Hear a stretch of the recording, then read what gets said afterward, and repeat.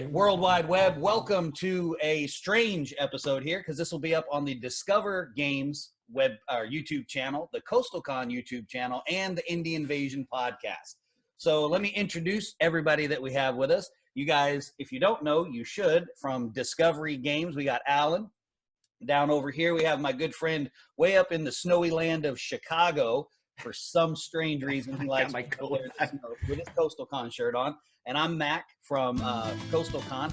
And we have an awesome special guest with us today, the legendary rules writer, Mike Thorpe of the awesome Twilight, Chronicles of Anyaral. Anything that we mispronounce, Mike, please correct us. Because you used a lot of vowels in this rule book, so there's a little. I like to make things difficult. Yes, but that's okay. I'm sure that every time a game gets together with this, somebody's mispronouncing something.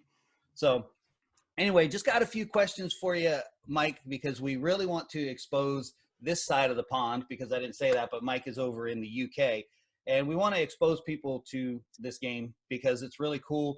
It's super unique. The models are super unique. Everything about the game just screams originality, which is a big draw for someone like me who just likes a bunch of different games, but I'm always looking for that little something in a game that makes it unique and makes it different from everything else. So that's Twilight in a nutshell, and we're going to get right to it. So Mike, what inspired you exactly to decide, hey, I need to create my own game? Because we know every gamer on the face of the planet has sat down and said, I need to make my own game, but I can't write, I can't sculpt, I can't paint, I can't this, anything. What inspired you to do that? Right. That's a good question. You go back to, I think it's probably 1999.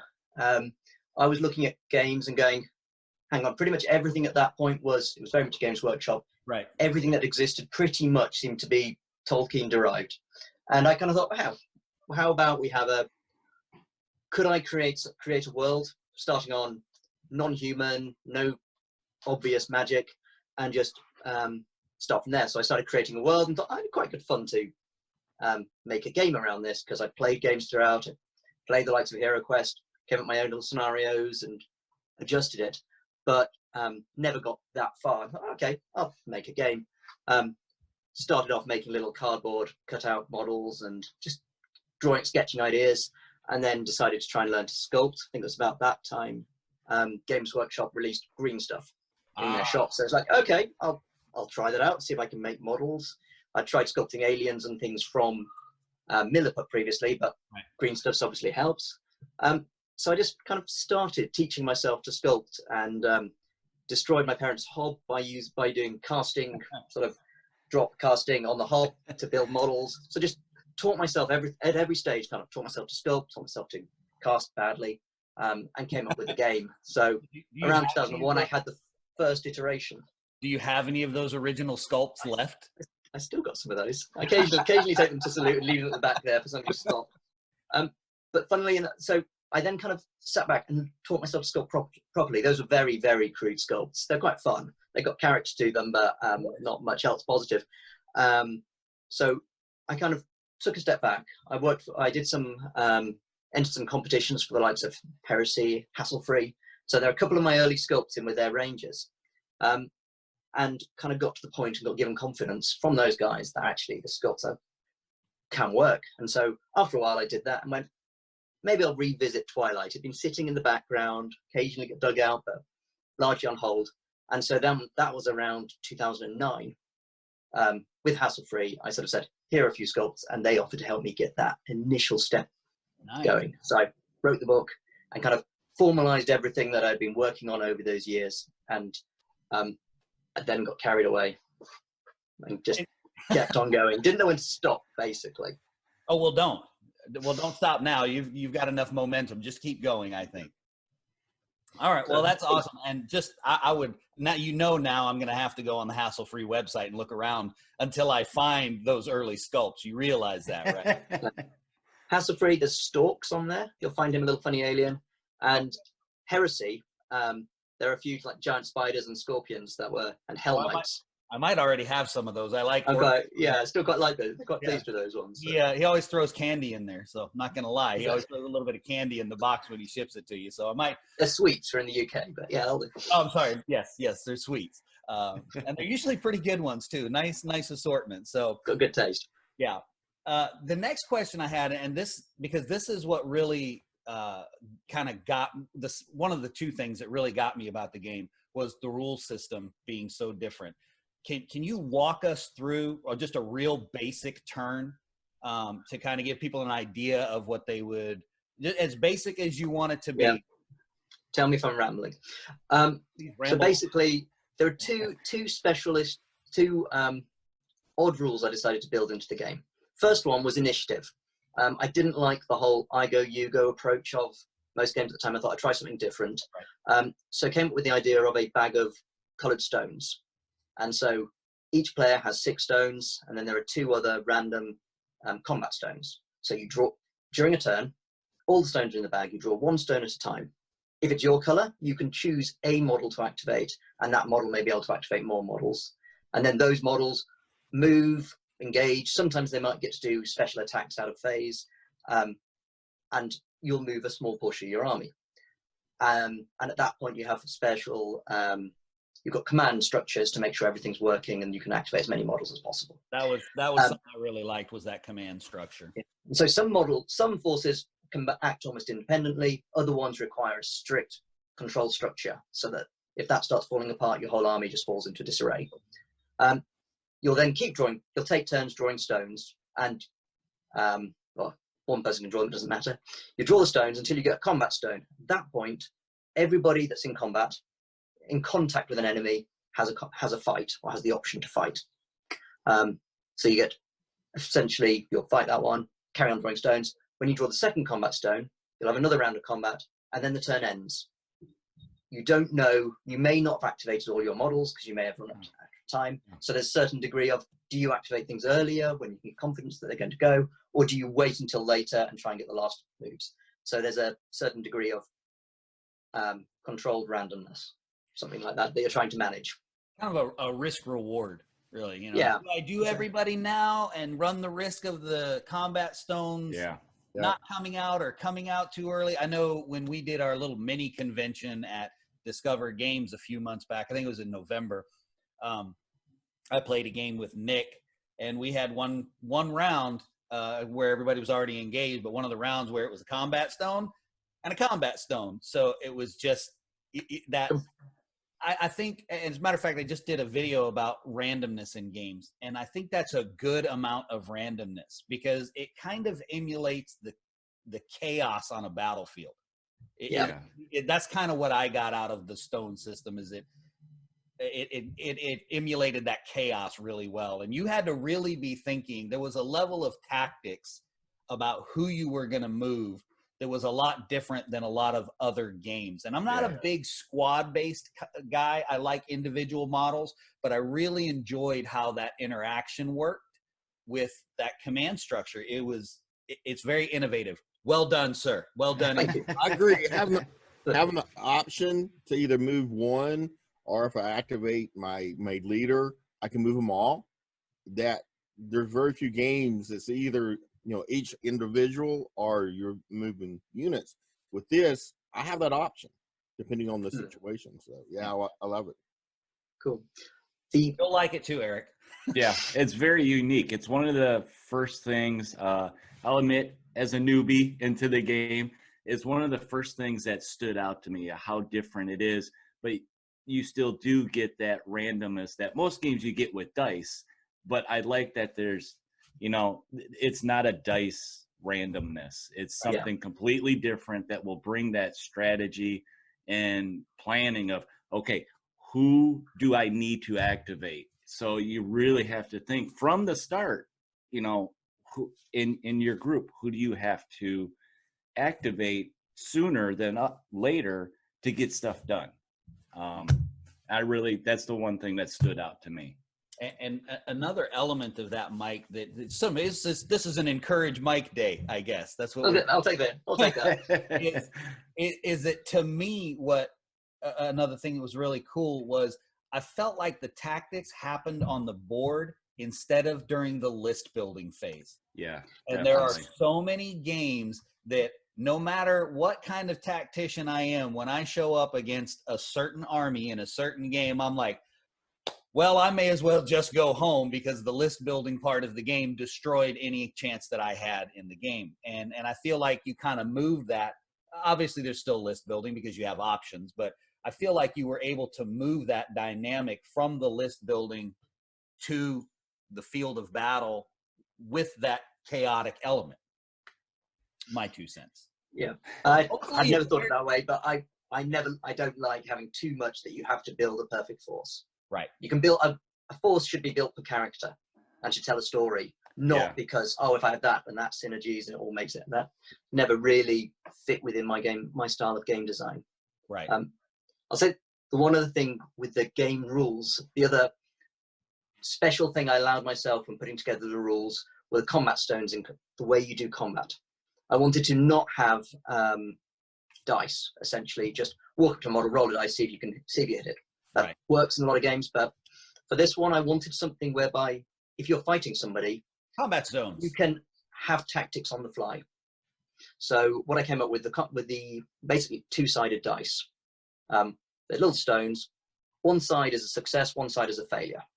So you can take a handful of stones, roll them, and you'll get a number of successes, number of failures, and that's got a nice distribution to it. And then to give you choice when you're having combats, you can choose to either go for attack or defense, or any combination. So if you have 3 combat stones, you'll choose whether you want them all attack, all defense, or a mix. Both sides do the same at the same time, roll them at the same time. Attacks, defense cancels attacks, any leftover attacks do damage, or potentially do damage. So it ends up being you're sitting there opposite your opponent, trying to work out what you think they're going to do. Are they going to be attacking? Are they going to be defending? Do you want to go for an all-out sacrificial, risk yourself, but try and kill them? Or do you want to be much more defensive? So you get that choice every single combat, rather than it being a straightforward attack. Yeah. Right. So that was something I really wanted in there, was to make it interesting when you're doing the close-up fighting. So you have this big skirmish going on, but you're still being able to control stuff rather than just roll the dice and see what happens. Yeah. Yeah. Yep. Definitely. And that, like I said earlier, that's one of the really unique aspects of it. And fresh is good in the gaming industry, to be sure. Okay, so talking about all of this combat going on the field, let's talk about who's fighting. Good point. Let's talk about who's fighting. So I know there's technically 4 cultures, and I'll get to that in a minute, but I want to start out with the 2 main overarching. And I know I'm probably saying this one wrong, so I'm going to I think I have Devanu right. Is that right? Spot on. Yep, that's Okay. right. You're doing well so far. Fubarnii. Yep. Hey, okay. Yeah, Every There's time plenty of different versions of that, but every time I say it, I'm like, I don't think I'm saying that right. now you can now rest confident that you're getting Fubarnii, All right. Devanu. I have Spot on. accomplished everything that I wanted to in this interview then. I now know how to say a few things within the context of the game. So tell us, give us a little background on what's going on there in the world between these 2 kind of, I guess they're kind of the overarching, because the other cultures kind of fall into that overarching race, right? I mean, yeah, you kind of have the steady state at the beginning. When I designed the world, it was, you have the Fubarnii are essentially they're the closest thing you're going to get to humans. Little, almost goblins, little hooved. They'd feel right at home in something like the Dark Crystal. The Frood, the Brian Frood influence on it is definitely there, even if it wasn't entirely deliberate. So you got the little Fubarnii. They are inquisitive, nocturnal. They like to build stuff. They have crazy little engineer type guys who are definitely quirky, but almost venerated for their quirkiness. And they're probably as likely to accidentally blow up the village as they are to build a decent weapon. So they're a bit of a liability, but occasionally useful. So those are the Fubarnii. Those from the Oral clan. But these guys, a long time ago, they were basically enslaved by the Devanu. So the Devanu are the alpha predators. They're big, essentially intelligent velociraptors. Definitely influenced by Jurassic Park during growing up there. But they're the intelligent hunters, but very much, they kill for food. They're not evil, but they are very, very dangerous. And they used to rule the entire empire, land that is now the Empire. So all of Anyaral was pretty much their domain. The Fubarnii eventually worked out that these little guys that invent stuff, there were an awful lot more of them than there were the Devanu, and they could make weapons. And so at one point there was a revolution. And that's kind of when the Fubarnii themselves formed an empire. So they overthrew the Devanu, forced them to the edge of society, into the wastelands, and they built lots and lots of villages across there. And so the world as it is now is, you've got this empire across the spread there, but the Devanu still just cling in there. They survive by not sticking their heads up too much. They're not worth wiping out. They don't go and try and wipe villages out very often, but they'll hunt and they'll kill things just to survive. And if they're desperate, they might kill Fubarnii, but generally they're just not worth the effort of wiping out. Because they also retreat into holes and survive. So the empire kind of has knights across the land that keep them under control, make sure they don't get too powerful. If one decides that, yes, I'm going to rule this empire, they don't last very long, because the empire then descends on them with large amounts of knights who might be small, but putting enough of them together, they can take out the Devanu. So that's the kind of underlying story. And so the classic scenario that right from the start was the idea you'd have the Fubarnii trying to get to a safety as the sun's coming up. They've got large pack beasts, so big Belan, Barug, and creatures covered with baggage, and all they want to do is get home, and they've got a few guys defending them. Meanwhile, you have the Devanu coming in, trying to slaughter the beasts. And that kind of is the archetypal scenario right from the offset. And so that was my force, and I loved the asymmetry of that. You've got one Devanu with a few beasts could take on an entire force of Fubarnii. Yes, and that's covered that. Yeah, so you have this really, really nice feel of it, and the Devanu can run across the table if they want to. Yeah. In the game, they might be absolutely shattered by the time they get there, and then die horribly when the Fubarnii kill them. But they can do very fast. They've got lots of special abilities. But the Empire just works on the principle of lots of combined troops to try and defend themselves. Yeah, overwhelming power. Just so many of them. Just numbers and kind of overwhelmed by little tiny men when you're this big raptor type guy. All right, the next one's a little bit of a loaded question that I had been thinking about. And normally someone will ask you something like, and I will ask you this after this one, is where do you see Twilight in 2 years, the game? I want to know where you see Twilight in 2 years, the world. Like, are you progressing the story? Or is there going to be some Devanu who unites these ragtag clans? And if there's something you don't want to reveal, but that's what I want to know. The story takes a very long time to tell. Maybe it's happening in real time. The antagonists, the main antagonists of the world, aren't the Devanu. The Devanu in the Empire, they've been sitting there, status quo, balanced for a few generations. A Fubarnii generation's only about 20, they only live to 25 or so. They're short-lived creatures. So it's not that long in our terms, but for a few generations, it's been status quo. The Devanu rise up, the Empire keeps them down. It just works. But to the north of the Empire, there's a mountainous region. I regret putting it in the north, but that's where it is on the map. And that's where a race called the Delgon live. So when the Devanu were ruling the south, the Delgon were quite happy because the Devanu don't like the cold. So they have this nice little kingdom, area to themselves, sort of protected, hidden. When the Empire grew up, the Devanu got driven into all the corners where they wouldn't go normally. And there was a bit of a massacre at that point. So the Delgon have never been particularly keen on the Empire, but very secretive. A few years back, a band of gods appeared on their lands. So the gods of the Enarii, they live on the moon. And so these giant creatures turned up, and the Delgon believe that they are the gods. Whether they are or not, I will leave that to people to draw their own interpretations, but they're huge. They're sort of, they're fun to sculpt, but they're kind of big, almost elephant-like, bipedal, but they look like a big Fubarnii. But they are almost, as far as the Fubarnii are concerned, they're immortal. And so they live till 30. maybe 100. Yeah. So as far as they're concerned, these things are just huge, immortal, wise beyond belief. So they now believe that they've got the duty to go and bring the entire empire under the Delgon rule. So they are coming out of their mountains and trying to take over the empire, to bring them to believe in these gods and worship them.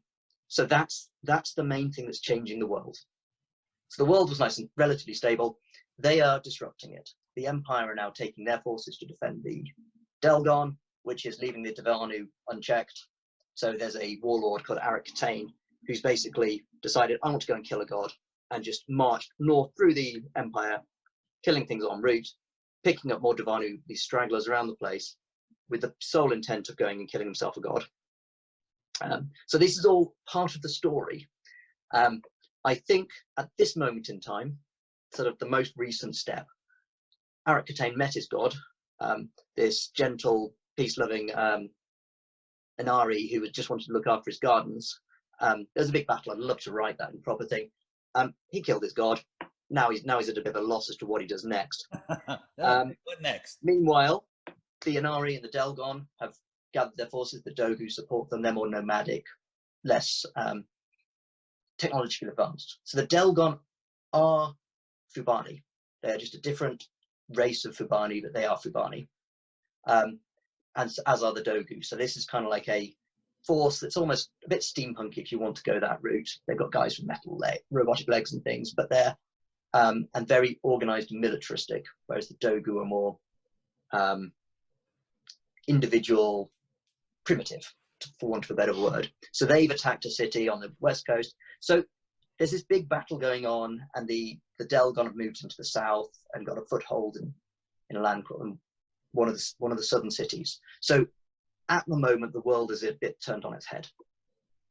And the only other thing so that's where the world is now, and I want to see that war advance. Okay.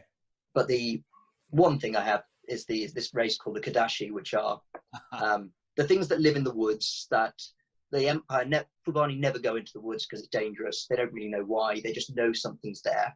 That was one of the questions. And so someday the Kadashi will get a proper release. I've sculpted everything, and they are almost bat-like. They're an entirely winged force. Everything flies apart from their slaves. And because the Delgon have been venturing into the forests to get wood for their war machines, they've disrupted could call them the gods of the forests, but they are, the Kadashi aren't very happy, but they just don't like the outsiders. They don't know they don't kind of distinguish between the Devanu, the empire, and the Delgon. It's just somebody's been daring to enter their forests. So that's the story I want to tell next. It's almost like you knew what I was going to ask, because did you look at my shopping cart on the website before we had this interview? Because I don't know how to do that, but yeah. That's what's in my shopping cart right now. The Kadashi, yes. That's the box that's in my shopping cart right now. I'm like, man, those are pretty cool. I think push the button now, Matt. I'll wait till the interview's over to push the button. They will have, the plan, I've been building those up to do a Kickstarter. 2 or 3 years ago, I said it's going to happen this year unless something serious happens. Sadly, I was a bit ill at that point, and it just kept getting pushed back. I need to build up and actually bite the bullet and release those, because I've got the fully sculpted range, I've got the rules, and I've got the book nearly finished. And that's kind of the next thing on the horizon. And it's just all the forces are designed to play completely differently. Right. The Delgon, the Devanu, and the Empire are all very, very different in their approach. And the Kadashi are completely crazy. They're just a completely different style. You end up trying to manage this weird swarm of little flyers who are themselves they don't do very much on their own, but you can form them into swarms that are dangerous. You can discard them to re-roll stones and to do extra special attacks. Oh. And so you just got this idea that the table is covered in lots and lots of little bat-like creatures, and they're being managed by larger bat-like creatures called Kaopi, or by the queens, and it's just it's a very weird fluid force, and it's a lot of fun to have play tested and built, and getting it perfectly balanced. I'm not sure it's there, but it's a lot of fun to play. But it's kind of an advanced one. It's once you've got the hang of the basic rules, you then break them and try something completely different. I'm picturing Pitch Black, the scene where they just all come up out of the ground and See, swirl. that's sort of, yeah. That's what I'm picturing. So yeah, thanks a lot for that. On the lookout for an order here in about, I don't know. So we got about 10 minutes left on the interview. So at the end of that, just be on the lookout for another one to go along with. I'll venture out to the post office at some point, Ben. The next question is, where do you see Twilight, the game, in 2 years? I think Where it's would you ticking like? along nicely. I think I would like to. I think probably it's about the point when I need to take a step back, rationalize, and come up with here, this is a nice way to get into the game. At the moment, you look on the website, it's a bit of a brain dump of all the cool stuff I've done. A few years ago, I did the Kickstarter, released the Chronicles of Anyaral. So when I started, I did the book. I did a small book, then I did another book, then I did another book. Then I said, wait a second, we'll gather all this together into the Chronicles. And that's what you've got. And that's a great starting place. But if you go on the website, an awful lot of the stuff isn't in there because I keep sculpting and planning and doing it. So I've done travelers that have add-on extra forces, but it's like the first traveler adds in some core rules to the Casanii and a few extra units, advances the story a bit. The next traveler advances the story a bit more, adds a few more models, but it's quite for somebody looking at it, I imagine it's quite overwhelming. I know this world, I know a little bit, but for a newbie, I assume you're looking at it going, that was me last night. what is the on? Where is this? Which models do I do? So I think I need to take a step back and actually just go, add a second book, Chronicles 2, that just kind of expands, advances it, and just goes, here, this is the nice place to start. Or this is a starter set. I'd love to do a box set, but this is something talking to Alan about. It's a challenge to produce something that pairs down. It also feels when I'm at a show, I go, here you can use this, all these different options to go. Actually, I want to take all those options away and just say, here, this is a really nice set. You'll enjoy the game. Then you can look at the other stuff. Yeah, because I think that's helpful too, because when somebody first gets into a game, and Eric, you can speak to this because that's why I asked you to come along, because you haven't played the game yet. No. It's nice to take that starter box, whatever it is, whatever is included in a starter box, and have small forces, play the game, figure out how to play the game, learn a little bit of the fluff, and go, oh, okay, I see how the ebb and flow of this game is. Now I want this. Yeah. This. You basically you want that taste of the world and the system and how it works, and by supplying what that best little slice of that is, hook that new player in, where they're gonna want to add a bunch of stuff to their shopping cart and just really dive into the world, because the game is definitely it's to me, looking from the outside, it's the narrative, the story that's gonna get somebody into it. Somebody that's not maybe super deep into game mechanics and strategy and stuff, but like to tell these stories and narrative. So yeah. So yeah, I think that would be what I would like to do, is just take a step back, make sure people can join the game easily and understand exactly where they want, how to get into the world, where to start. We would like to buy that stuff when you do that. At least I would. I know myself. So I got one secret question on the end, because I want a little bit more about something.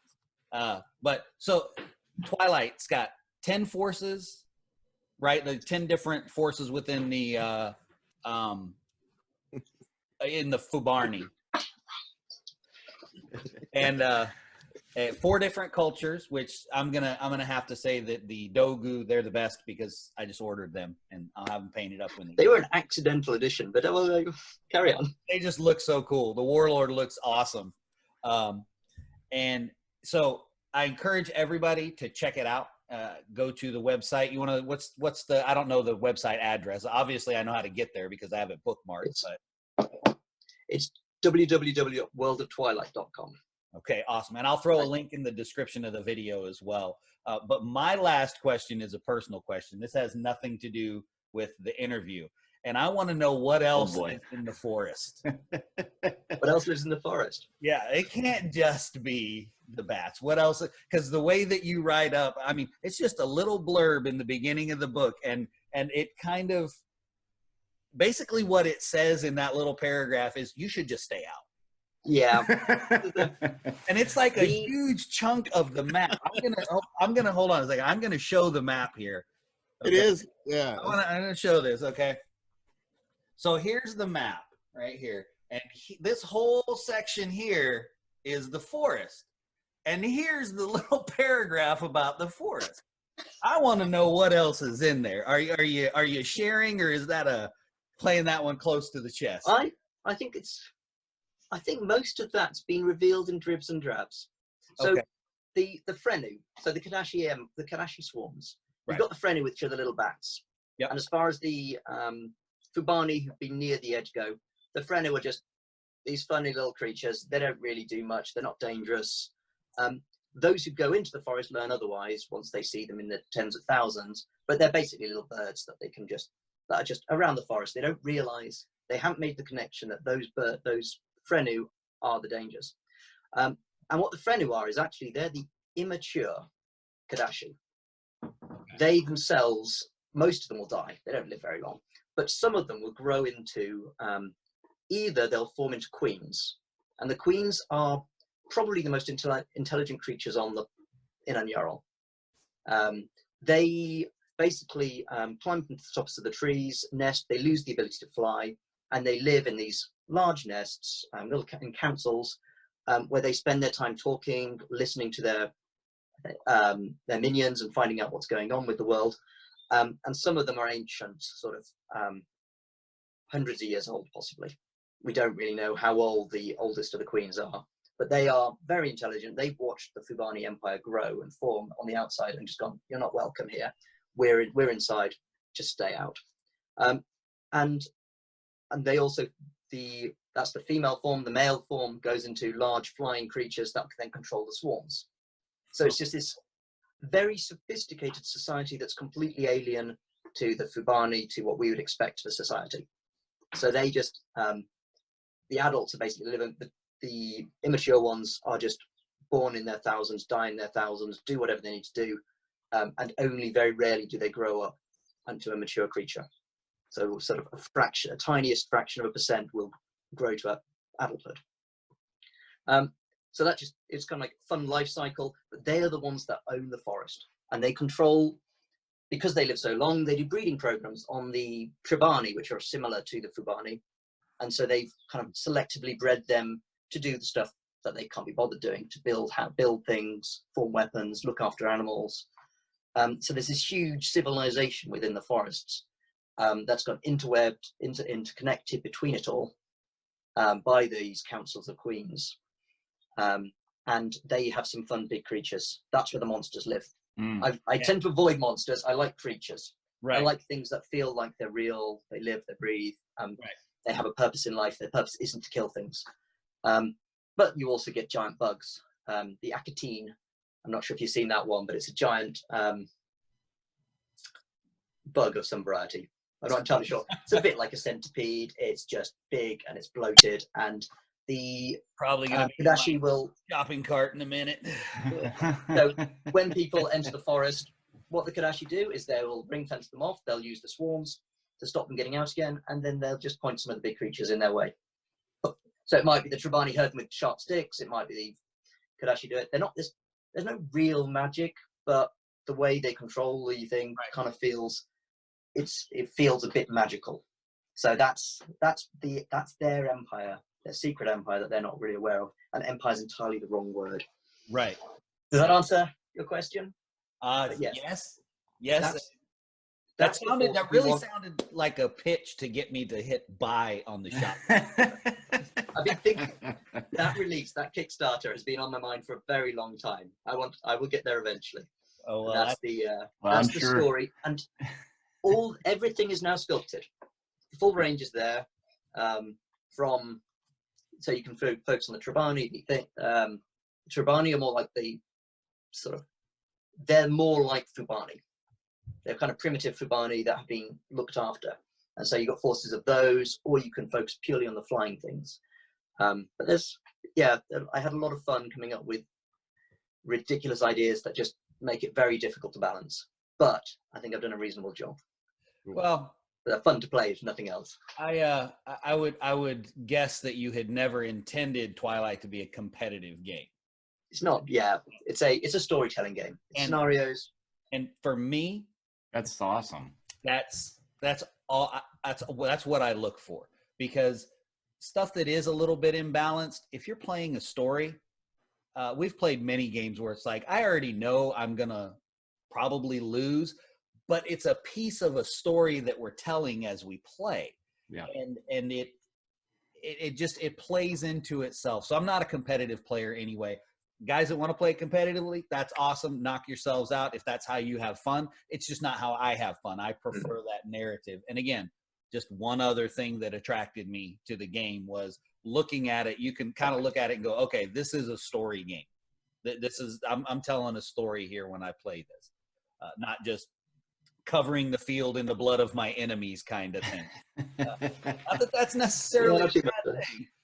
And sometimes you just want to play a game like that, but that's the only questions I have. Guys, do you have anything you want to play Stump Mike with? No, I think Mike kind of touched on a lot of the things that I had as a new player of, kind of where do you start, and he kind of summarized, some of the different standout mechanics of the game. Yeah, and same here. You covered most of mine, and I know he's been doing kind of the micro Kickstarters. And that he kind of answered that just now. What was he planning for a future Kickstarter? It sounds like he's got it in there. Just get it out, and I'm looking really forward to that. Yeah. I think the one thing I will say is that I had, so normally this Saturday coming was meant to be Salute, and so that's normally a big focus for the year. So I spent a lot of time building up a nice set of civilians for this beautiful board that we were going to build, and they were due for release next Saturday. So it's a little bit of a disappointment that that's not happening. But I'm planning to try and actually release those as a Kickstarter with my daughter here. Cool. That's cool. And I'm in his coloring. All right. Bye-bye. Well, They always help out with the games. I love that about your world. You got almost as many civilians and other stuff. Yeah. The big. I mentioned, always think I should cut down on the civilians because they're not that useful, but they're so much fun to do. And people seem to like them. So that's your world has people in it, not just what I'm fighting, and like the pack animals and all the stuff. Yeah. It makes the world come to life. Yeah, and that's part of the story. Yeah, you have a little scenario around the traveler. You mentioned the traveler that's telling the story of the world. Yeah. That's just awesome. So Wonderful. yeah, I don't have anything else. It's been awesome. Yes. So, Mike, thank you very much for joining us. For everybody that's watching out in YouTube land and Facebook land and wherever you happen to be watching the video, hit the like button, subscribe, whether it's on the Discover YouTube channel or the Coastal Con YouTube channel. I don't think there's a like button. Yeah, there's a follow button on the Indie Invasion podcast. And check out discovergames.net. Are you .net? Okay. Yeah. For online sales and stuff. And Mike, thank you so much for joining us. Thank you very much for having me. Fantastic game, Twilight. Check it out. I'll throw some links in the description, and we'll catch you guys next time.